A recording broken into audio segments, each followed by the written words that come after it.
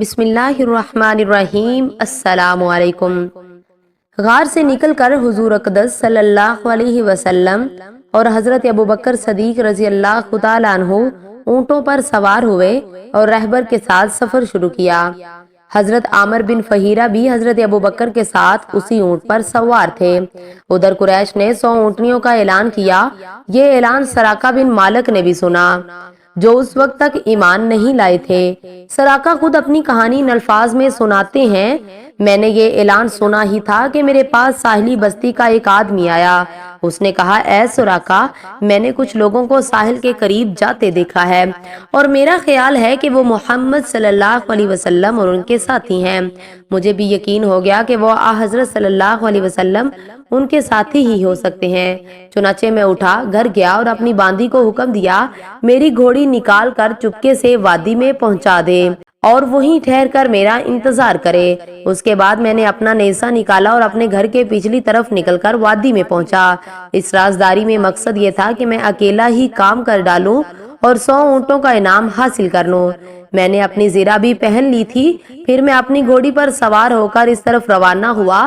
میں نے اپنی گھوڑی کو بہت تیز دوڑایا، یہاں تک کہ آخر کار میں حضرت صلی اللہ علیہ وسلم سے کچھ فاصلے پر پہنچ گیا، لیکن اسی وقت میری گھوڑی کو ٹھوکر لگی، وہ منہ کے بل گری، میں بھی نیچے گرا۔ پھر گھوڑی اٹھ کر ہنہنانے لگی۔ میں اٹھا، میری ترکش میں فال کے تیر تھے۔ یہ وہ تیر تھے جن سے عرب کے لوگ فال نکالتے تھے۔ ان میں سے کسی تیر پر لکھا ہوتا تھا کرو اور کسی پر لکھا ہوتا تھا نہ کرو۔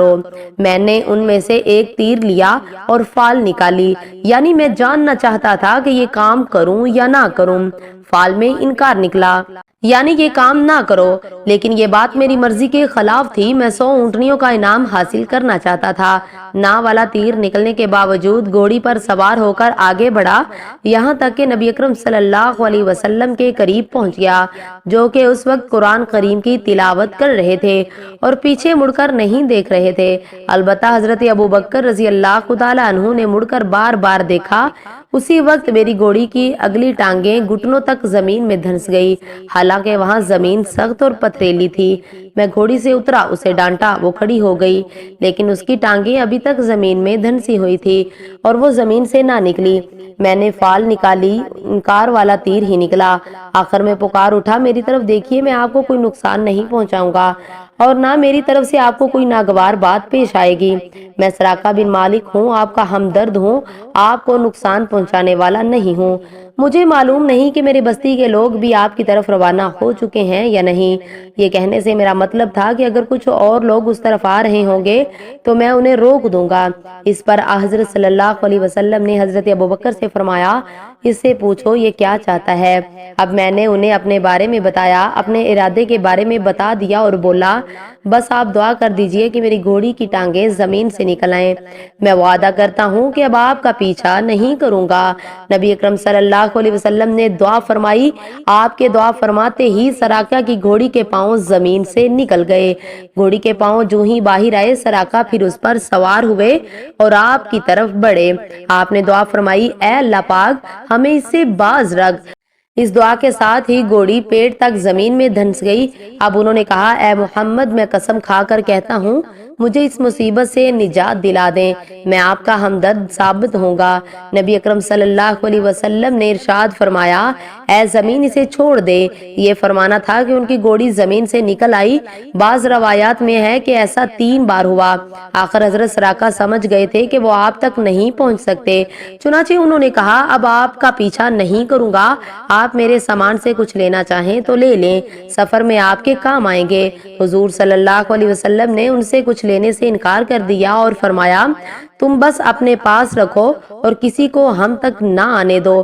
آپ صلی اللہ علیہ وسلم نے سراقہ سے یہ بھی فرمایا، اے سراقہ، اس وقت تمہارا کیا حال ہوگا جب تمہیں کسریٰ کے کنگن پہنائے جائیں گے۔ سراقہ رضی اللہ تعالیٰ عنہ یہ سن کر حیران ہوئے اور بولے، آپ نے کیا فرمایا؟ کسریٰ بادشاہ کے کنگن مجھے پہنائے جائیں گے؟ ارشاد فرمایا، ہاں ایسا ہی ہوگا۔ حضرت صلی اللہ علیہ وسلم کی یہ حیرت انگیز پیشین گوئی، کیونکہ اس وقت ایسا ہونے کا قطعاً کوئی امکان دور دور تک نہیں تھا۔ لیکن پھر ایک وقت آیا کہ حضرت سراقہ رضی اللہ تعالیٰ عنہ مسلمان ہوئے۔ حضرت عمر رضی اللہ تعالیٰ عنہ کے دور میں جب مسلمانوں کو فتوحات پر فتوحات ہوئی اور ایران کے بادشاہ کسرا کو شکست فاش ہوئی تو اس مال غنیمت میں کسرا کے کنگن بھی تھے۔ یہ کنگن حضرت عمر نے حضرت سراقہ کو پہنائے اور اس وقت حضرت سراقہ کو یاد آیا کہ نبی کریم صلی اللہ علیہ وسلم نے ہجرت کے وقت ارشاد فرمایا تھا، اے سراقہ اس وقت تک تمہارا کیا حال ہوگا جب تمہیں کسرا کے کنگن پہنائے جائیں گے۔